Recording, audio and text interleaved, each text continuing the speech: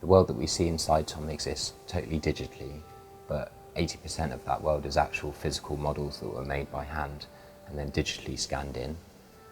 And once those models were inside the computer, it was possible for me to start reassembling the locations that I'd imagined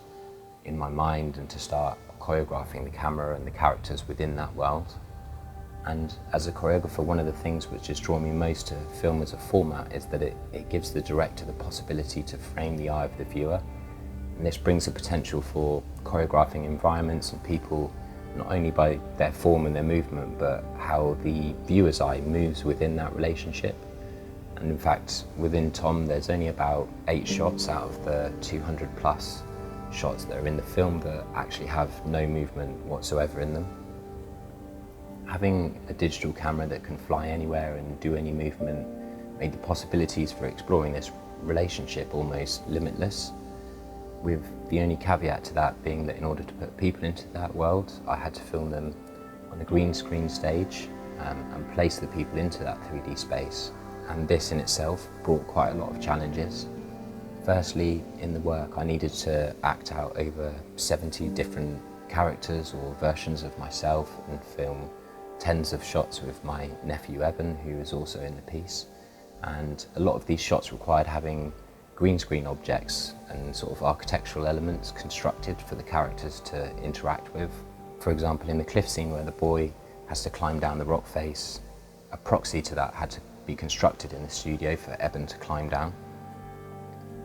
But more significantly, because of the need to put these characters back into a 3D space with a moving camera, the perspective of that camera needed to be filmed in the studio at the time when we recorded it. And with the time it was going to take to film that, along with the need to have all the bespoke equipment to move the actor in the studio, the only option really was to build a green screen studio. So I built a studio in my parents' garage which had an adapted treadmill to simulate people walking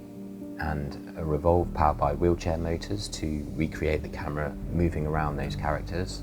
And every scene had its challenges, but using a range of different approaches I was able to simulate some really complex things, like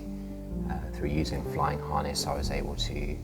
film people falling off of things and flying through the air, as well as using a combination of platforms and the treadmill I was able to create people moving through a space, but also having the ability to stop and dance within that space, whilst also being able to create really large crowd scenes with hundreds of people all in the same scene, moving about within a virtual location. But perhaps some of the most technically complex scenes were actually filmed in a totally different way. Some of the dance sections within the work were actually filmed using a 360-degree camera to really allow for this choreographic duet between the dancer and the viewer to be pushed. The 360-degree camera is small and it has really good stabilization, so you can do things like attach it to body parts or move it really dynamically within the space close to the performer. But critically, it captures so much information that I'm then able to use that data and track it within the computer and recreate the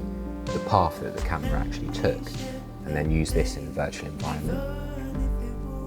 So we can create a scene with really complex, intricate camera movements, and then take the dancer and then put them into a virtual world. All in all, there were massive limitations and compromises which arose from approaching the filming of the people in Tom in this way. But because the choreographic use of the camera was one of the central starting points for the project, I think ultimately it was probably one of the only ways of achieving it.